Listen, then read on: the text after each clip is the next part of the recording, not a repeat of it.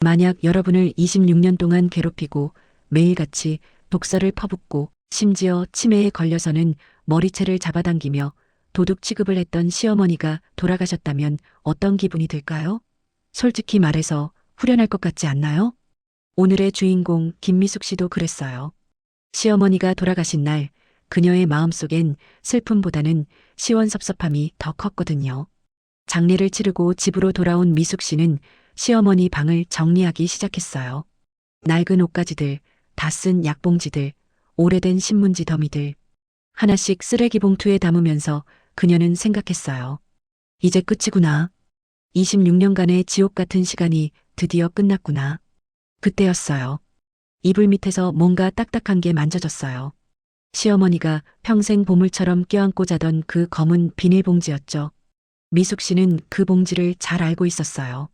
시어머니는 살아생전 그 봉지를 한시도 손에서 놓지 않았거든요.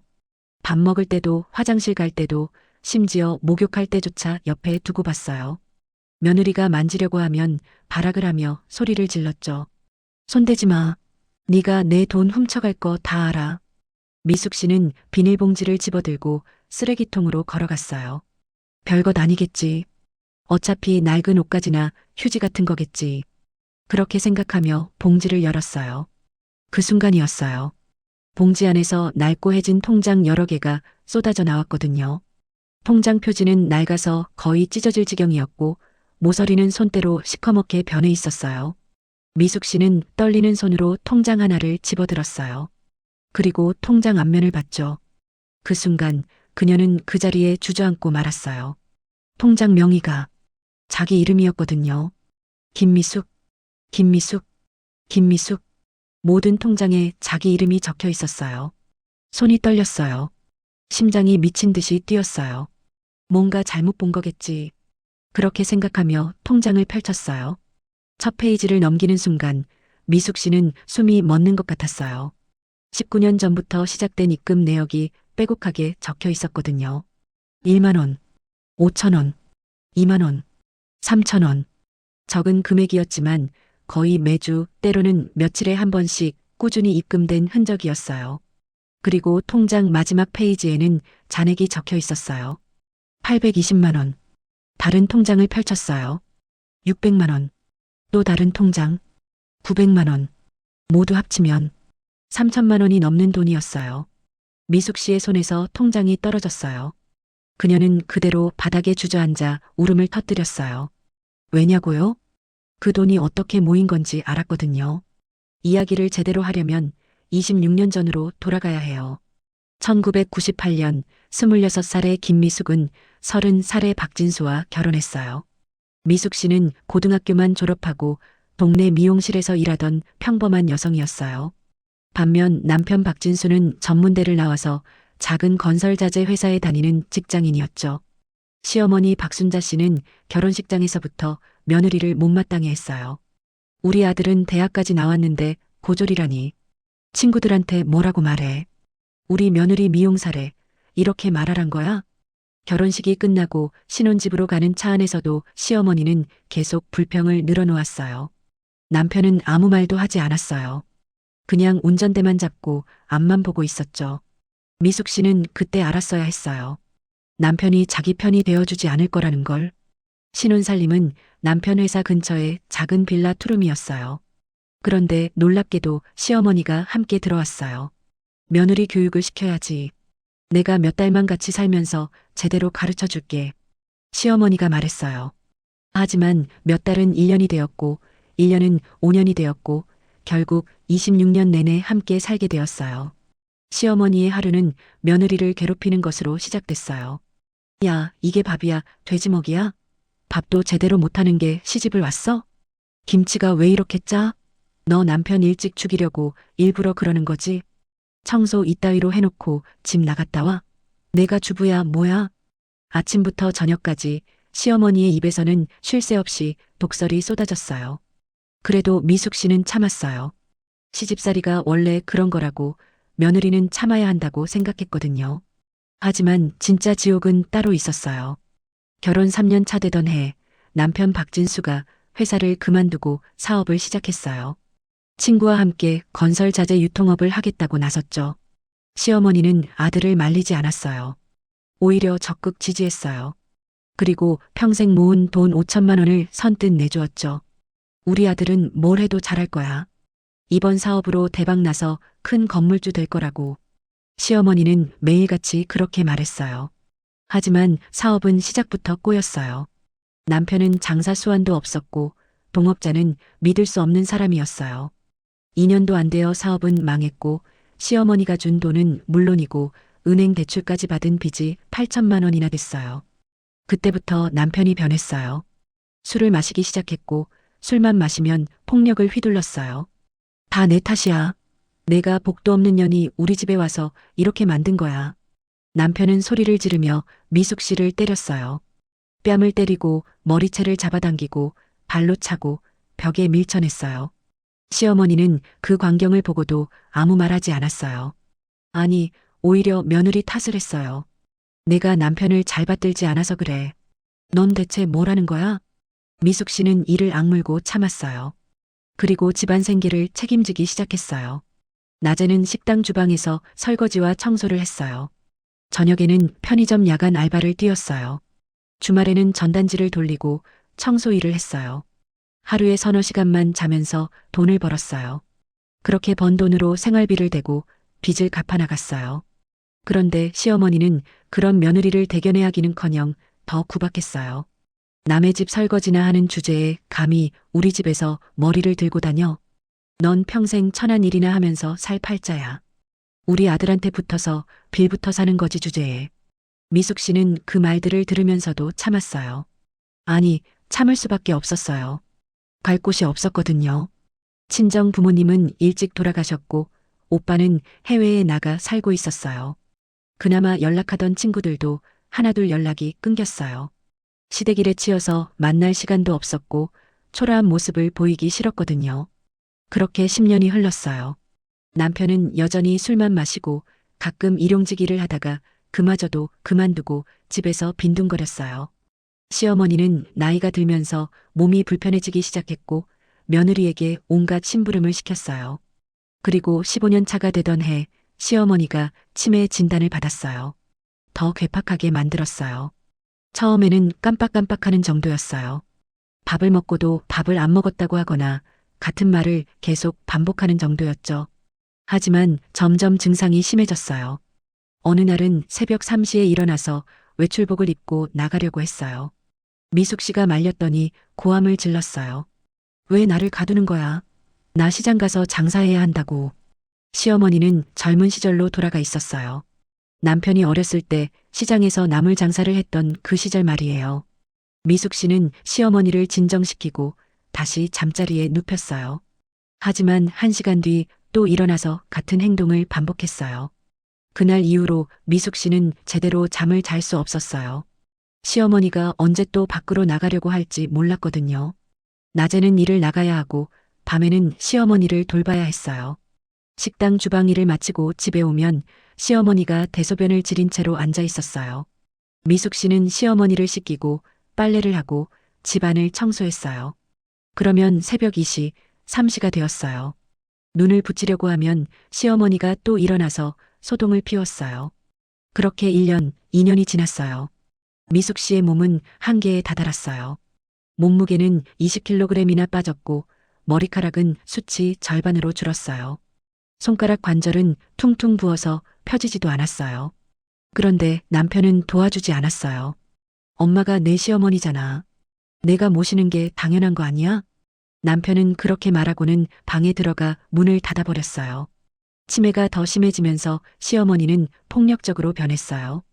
도둑이야. 도둑. 시어머니는 소리를 지르며 며느리 머리채를 잡아당겼어요. 그리고 핥히고 물어뜯고 침을 뱉었어요. 넌 내 돈을 훔쳐가려는 도둑이야. 내가 평생 모은 돈을 내가 다 가져가려고 하잖아. 시어머니는 항상 그 검은 비닐봉지를 끌어안고 있었어요. 며느리가 가까이 가려고만 해도 발악을 하며 소리를 질렀죠. 내 돈, 내 돈, 손대지 마. 미숙 씨는 처음에는 그게 뭔지 궁금했어요. 하지만 나중에는 관심도 없어졌어요. 그냥 시어머니가 안심할 수 있게 하는 물건이라면 그걸로 충분했어요. 그렇게 또 5년이 지났어요. 시어머니의 치매는 말기로 접어들었어요. 말도 제대로 못하고 걷지도 못하고 식사도 혼자 못하게 됐어요. 미숙 씨는 시어머니에게 밥을 떠먹이고 기저귀를 갈아주고 몸을 닦아주었어요. 평생 자기를 괴롭혔던 그 시어머니를 지금은 아기처럼 돌보고 있었어요.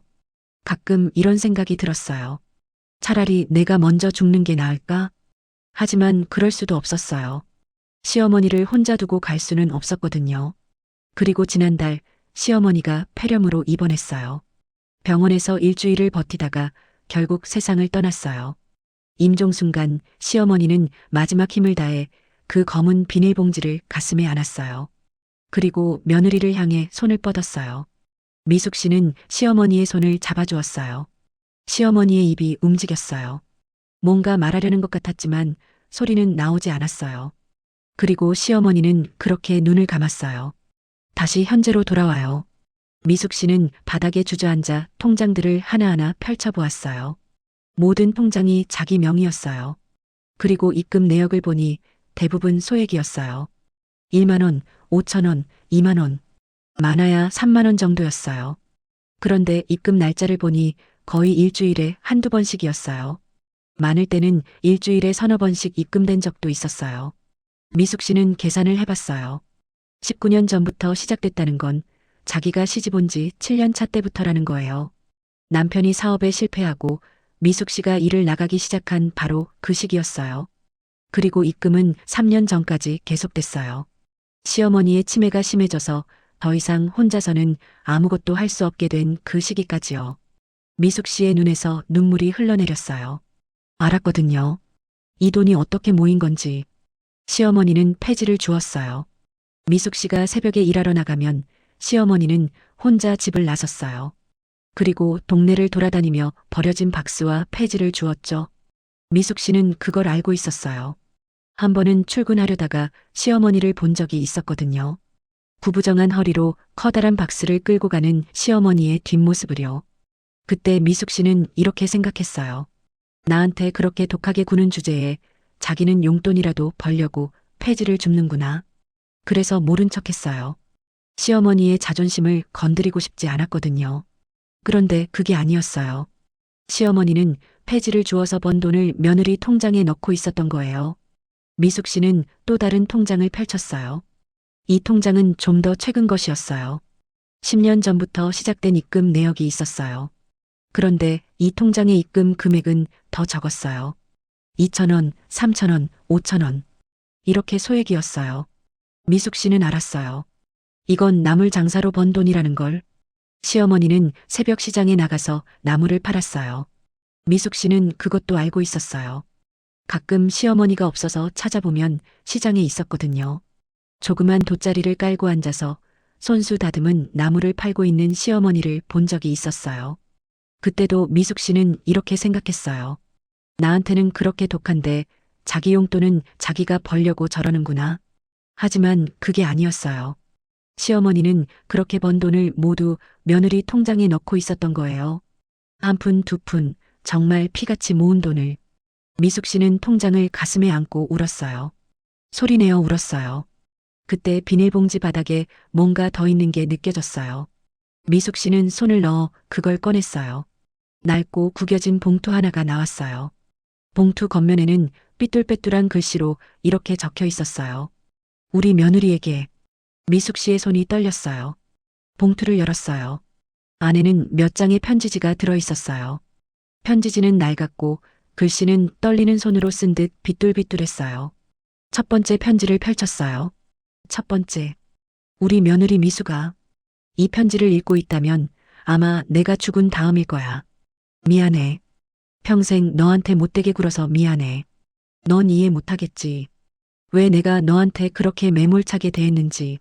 사실 나도 처음부터 그러고 싶었던 건 아니야. 내가 처음 우리 집에 왔을 때 난 기뻤어. 드디어 우리 아들이 장가를 가는구나. 이제 내 며느리가 생기는구나. 넌 그때 정말 예뻤어. 하얀 얼굴에 맑은 눈을 가진 착하게 생긴 아가씨였지. 난 속으로 이렇게 생각했어. 아, 이 아이가 우리 집에 복을 가져다 주겠구나. 하지만 그 생각은 오래가지 못했어. 우리 아들이 사업을 한다고 나섰을 때 난 말렸어야 했어. 우리 아들은 장사 수완이 없다는 걸 내가 제일 잘 알았거든. 하지만 난 아들이 하고 싶다는 걸 막지 못했어. 엄마니까. 바보 같은 엄마니까. 그리고 사업은 망했고 우리 집은 빚더미에 앉았어. 그때부터 우리 아들이 변했어. 술을 마시기 시작했고 너한테 손찌검을 했지. 난 그 모습을 보면서 너무 가슴이 아팠어. 내가 이렇게 키운 게 아닌데. 우리 아들은 원래 착한 아이였는데. 하지만 난 아들한테 아무 말도 못했어. 엄마니까. 내 자식이 너무 불쌍해서. 대신 난 너한테 독하게 굴기 시작했어. 너 같은 여자가 우리 아들을 망쳤다고. 내가 복도 없어서 우리 집이 이 꼴이 났다고. 사실은 아니었어. 내 잘못이 아니라는 거 나도 알았어. 하지만 그렇게라도 말하지 않으면 난 미쳐버릴 것 같았어. 내 아들을 욕할 수도 없고 그렇다고 아무 말도 안 하고 있을 수도 없고 그래서 너한테 화풀이를 한 거야. 정말 비겁하고 못된 시험이었지. 미안해, 미수가. 그런데 말이야. 내가 일을 나가기 시작하고 집안 생계를 책임지는 걸 보면서 난 깨달았어. 이 아이는 진짜 강한 아이구나. 아무리 힘들어도 쓰러지지 않고 아무리 욕을 먹어도 참고 견디는구나. 그때부터 난 걱정이 되기 시작했어. 이 아이가 언젠가 무너지는 거 아닐까? 우리 아들은 계속 술만 마시고 나는 며느리를 괴롭히기만 하고 이 아이가 참다 결국 이 집을 뛰쳐나가는 거 아닐까?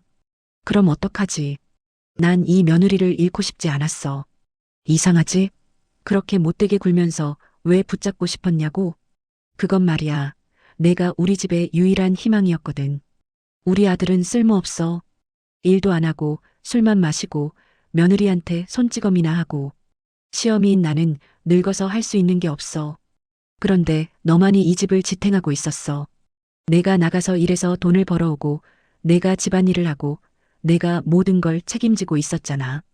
그래서 난 생각했어. 이 아이가 도망가지 못하게 해야겠다. 이 아이가 끝까지 이 집을 지키게 만들어야겠다. 그럼 어떻게 해야 할까? 난 내가 약하면 안 된다고 생각했어. 내가 약해서 쉽게 무너지면 이 집도 무너져. 그래서 난 너를 더 괴롭혔어. 더 독하게 굴고 더 모진 말을 하고 더 심하게 구박했어. 너를 강하게 만들기 위해서. 너를 쉽게 포기하지 않는 사람으로 만들기 위해서. 정말 못된 생각이었지. 하지만 그게 내가 할 수 있는 유일한 방법이었어. 난 늙고 병든 시어미일 뿐이었거든. 돈을 벌 수도 없고 집안을 지킬 힘도 없었어. 그래서 나는 내가 강해지기를 바랐어. 내 못된 말을 견디고 우리 아들의 폭력을 견디고 이 힘든 삶을 견딜 수 있는 강한 사람이 되기를. 미안해. 정말 미안해. 그리고 난 결심했어. 내가 이 아이한테 해줄 수 있는 게 뭘까? 이 아이를 위해 내가 할 수 있는 게 뭐가 있을까? 그때 생각한 게 바로 돈이었어. 내가 나중에 정말 견딜 수 없어서 이 집을 나가야 할 때 빈손으로 나가면 안 된다고 생각했어. 내가 새로운 삶을 시작할 수 있는 돈이 있어야 한다고. 그래서 난 폐지를 줍기 시작했어. 새벽에 너 몰래 나가서 동네를 돌아다니며 박스를 주었어. 허리가 아파서 힘들었지만 그래도 참았어. 한 달에 몇만 원밖에 안 되는 돈이었지만 그래도 모았어.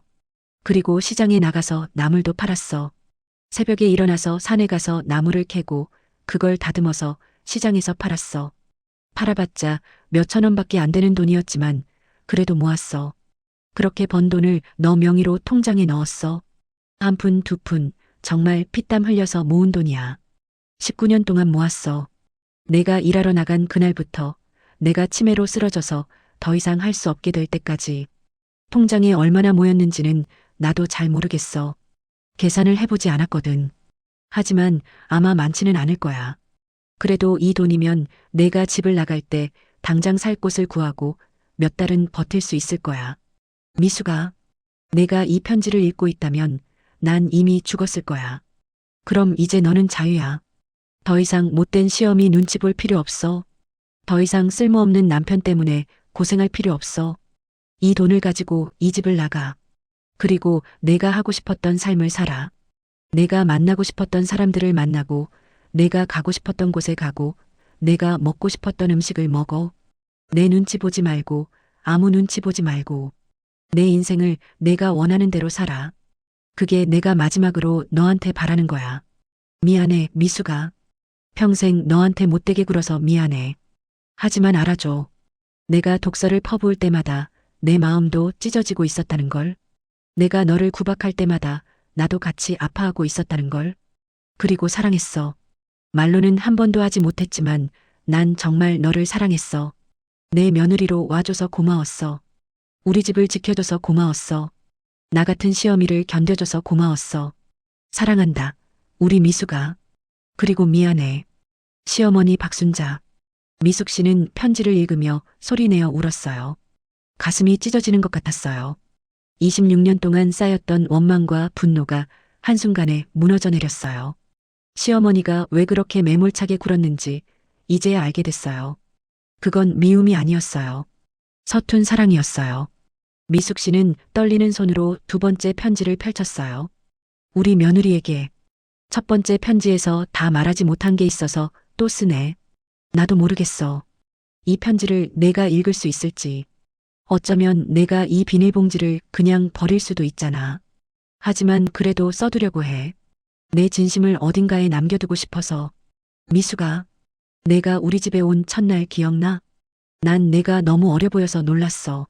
26살이라지만 20간 넘어 보이는 어린애 같은 얼굴이었거든. 그런 내가 우리 집 며느리가 된다는 게 신기했어.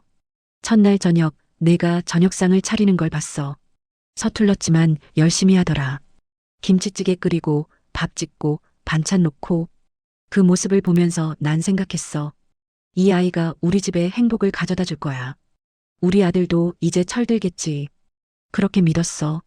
하지만 현실은 달랐지. 우리 아들은 변하지 않았어. 아니, 오히려 더 나빠졌어. 그리고 난 점점 내게 독하게 굴기 시작했어. 내가 밥을 해오면 맛없다고 했어.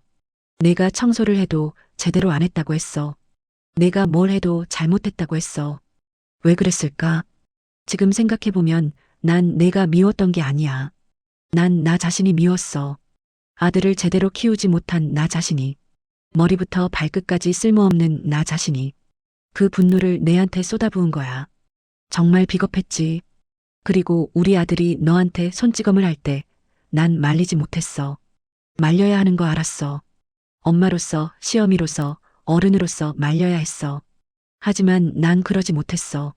왜냐하면 난 우리 아들이 그렇게라도 스트레스를 풀기를 바랐거든. 정말 나쁜 생각이지.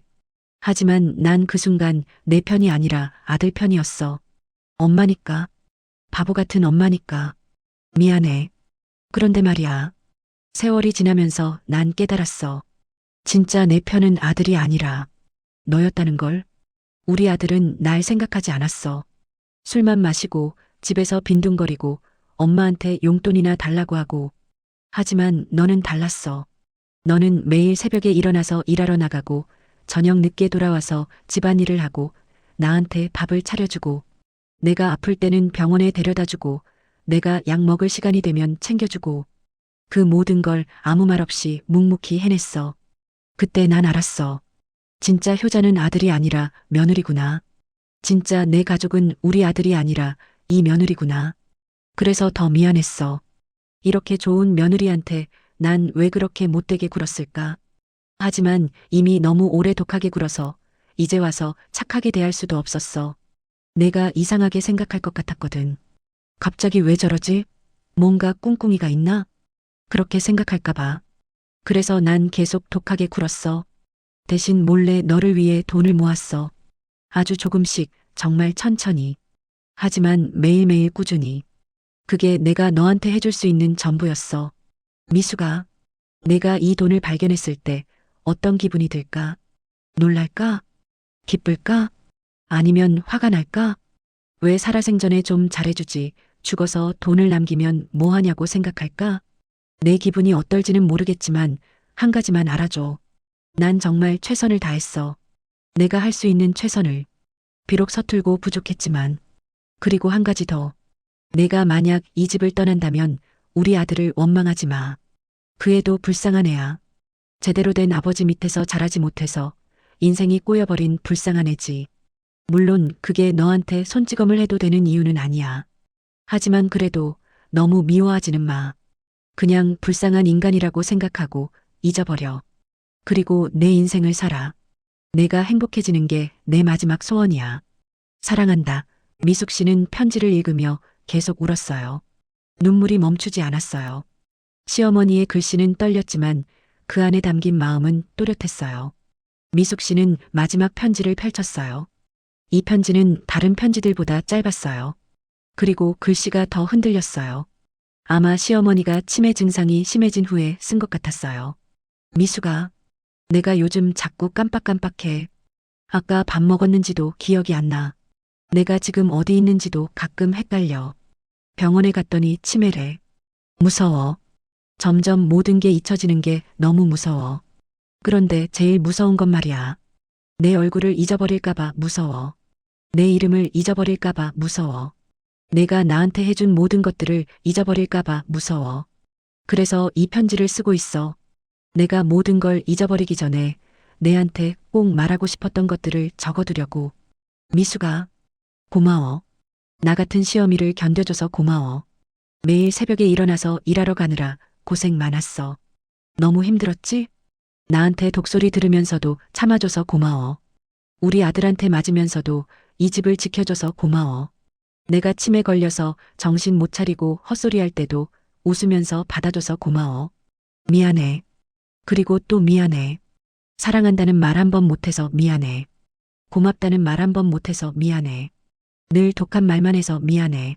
내가 나중에 이 돈을 발견하면 좋겠어. 그리고 이 돈으로 내가 하고 싶은 거 하면서 살면 좋겠어.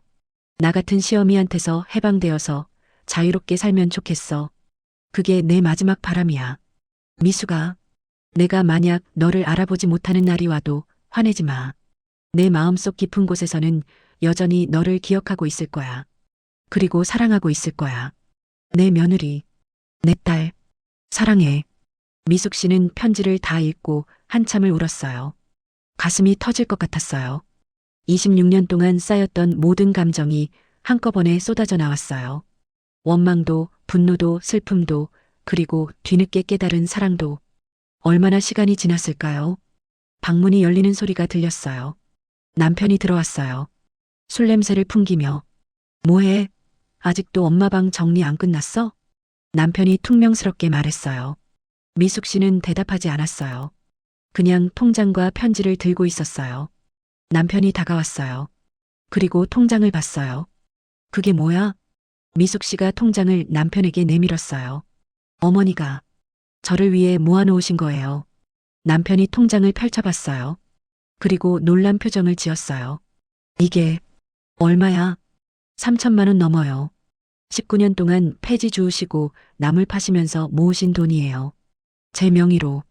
남편의 얼굴이 굳었어요. 미숙 씨가 편지를 남편에게 건넸어요. 이것도 읽어보세요. 남편이 편지를 받아서 읽기 시작했어요. 처음에는 무심하게 읽던 남편의 표정이 점점 변했어요. 놀람, 당황, 그리고 죄책감. 편지를 다 읽은 남편이 손을 떨었어요. 엄마가 이런 마음이었어? 미숙 씨가 고개를 끄덕였어요. 네. 어머니는 평생 저를 지켜주려고 하셨어요. 당신이 할 수 있는 방법으로. 남편이 주저앉았어요. 그리고 손으로 얼굴을 감쌌어요. 나는 몰랐어. 엄마가 그렇게까지. 한참을 그렇게 있던 남편이 고개를 들었어요. 눈에는 눈물이 가득했어요. 미숙아, 미안해. 남편이 처음으로 사과했어요. 내가 정말 못된 짓을 했어. 너한테, 그리고 엄마한테. 미숙 씨는 아무 말도 하지 않았어요.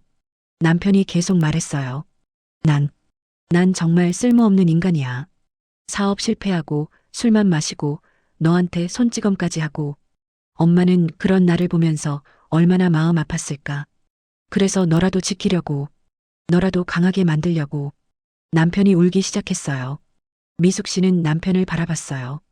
26년 만에 처음 보는 남편의 눈물이었어요. 하지만 미숙 씨의 마음은 예전 같지 않았어요. 동정도, 연민도, 사랑도 느껴지지 않았어요. 그냥 텅 비어 있었어요. 미숙 씨가 조용히 말했어요. 저 이제 여기서 나갈게요. 남편이 고개를 번쩍 들었어요. 뭐? 어머니가 저한테 주신 돈이에요. 자유롭게 살라고 주신 거예요. 그래서 저 이제 나갈 거예요. 남편이 당황한 표정을 지었어요. 미수가 잠깐만. 우리 다시. 아니요. 미숙 씨가 단호하게 말했어요. 전 26년 동안 충분히 참았어요. 이제 제 인생을 살고 싶어요. 어머니가 바라신 대로. 근데 너, 나 버리고 가는 거야? 남편이 화가 난 듯 말했어요. 미숙 씨가 남편을 똑바로 쳐다봤어요. 당신은 그동안 저한테 뭘 해줬나요? 돈 한 푼 벌어온 적 있나요?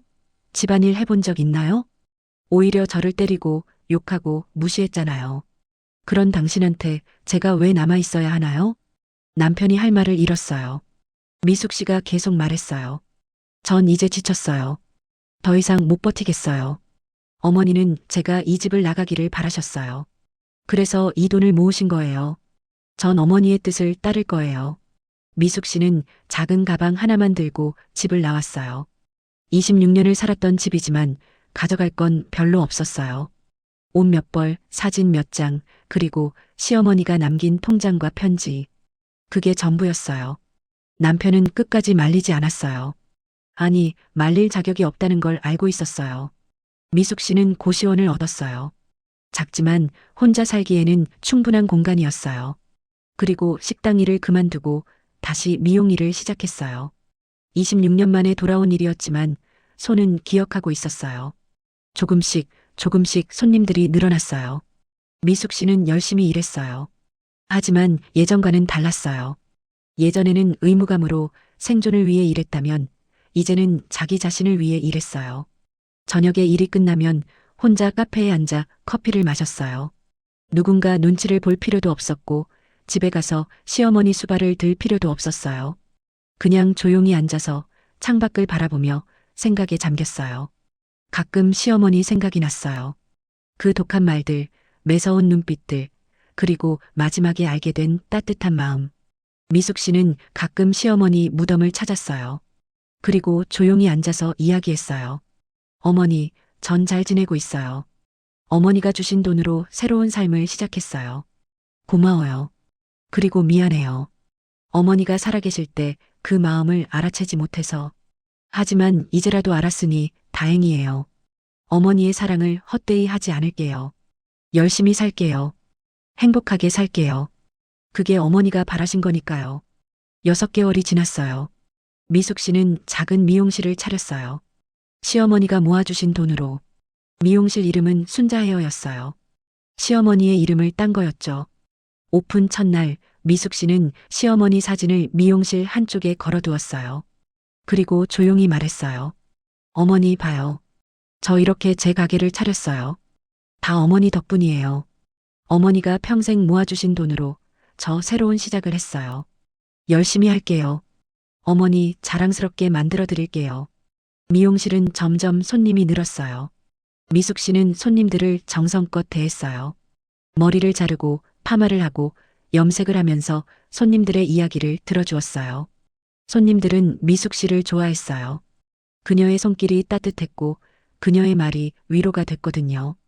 그렇게 1년이 지났어요. 미숙 씨는 이제 편안하게 웃을 수 있었어요. 26년 만에 처음으로 진짜 웃음을 웃을 수 있었어요. 그러던 어느 날 미용실에 손님이 한 명 들어왔어요. 미숙 씨가 인사를 하려고 고개를 들었다가 멈칫했어요. 남편이었거든요. 남편은 예전과 많이 달라져 있었어요. 술 냄새도 나지 않았고 옷도 깨끗했어요. 그리고 얼굴에는 수척한 기색이 역력했어요. 미숙 씨가 조심스럽게 물었어요. 무슨 일이세요? 남편이 어색하게 웃었어요. 머리 좀 깎으러 왔어. 미숙 씨가 잠시 망설이다가 의자를 가리켰어요. 앉으세요. 남편이 의자에 앉았어요. 미숙 씨는 조용히 가위질을 시작했어요. 한참을 침묵이 흘렀어요. 그러다 남편이 조심스럽게 입을 열었어요. 미숙아, 나 요즘 일하고 있어. 미숙 씨가 놀라서 남편을 봤어요. 일요? 응. 건설 현장에서 막노동하고 있어.